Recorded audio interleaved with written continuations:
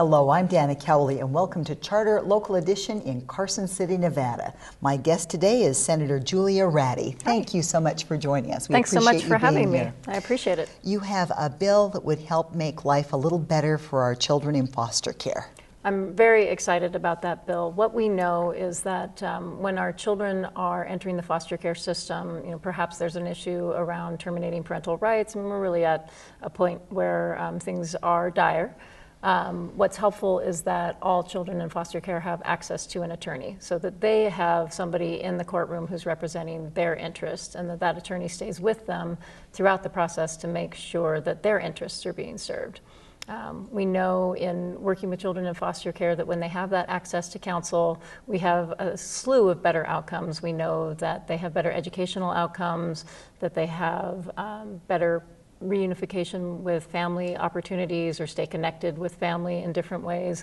And so we know that their quality of life is higher, and then they tend to do better in life.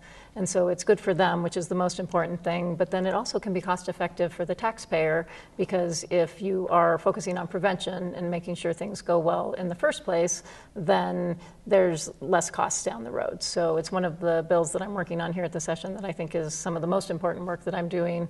Here's a population that's incredibly vulnerable, but really needs that support, and we're almost there in the state of Nevada. We know that in Clark County, 85% of children in the foster care system have access to counsel.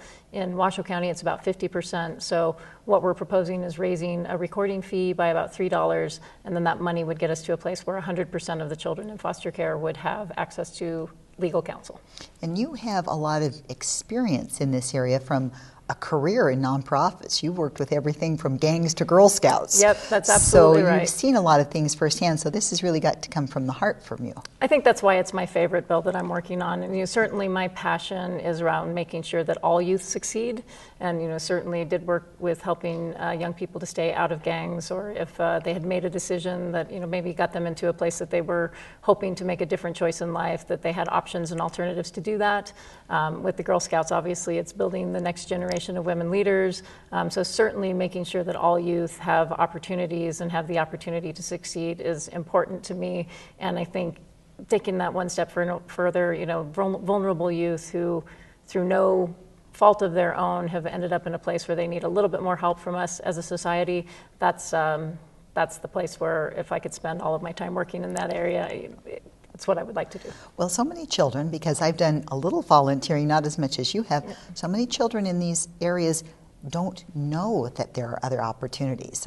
Lives have been relatively small, so just getting out to see, to get the idea, to get the dream to go forward is a big part of it. Absolutely. And so that's sometimes just an exposure matter. You're also working very hard to advance women's preventative health care.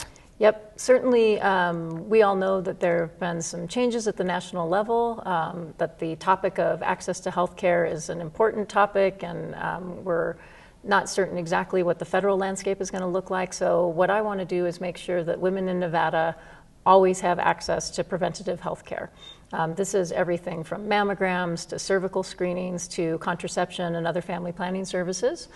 So basically what my bill does is it takes everything that we've learned through the Affordable Care Act is important in terms of women's preventative health access, and we've put that into the state law to make sure that, at least in the state of Nevada, we're going to maintain that level of access to care.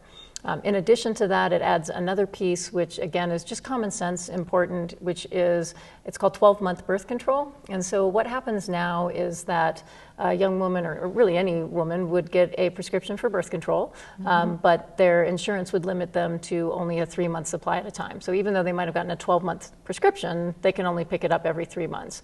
And we know that life gets in the way. And so sometimes we don't get back in time to pick up that prescription, and then we have unintended pregnancies. And so the data is very clear that 12-month contraception dramatically reduces unintended pregnancies, and that's good for everyone. Well, and that also gets back to the idea of reducing long-term costs to taxpayers. Absolutely. If anything, any dollar that we can put into prevention really does pay dividends in the long run. And so it's the same way, kind of talking about mammograms and cervical screenings. If you can catch something and you can catch it early, obviously so much better for the outcomes for that particular woman.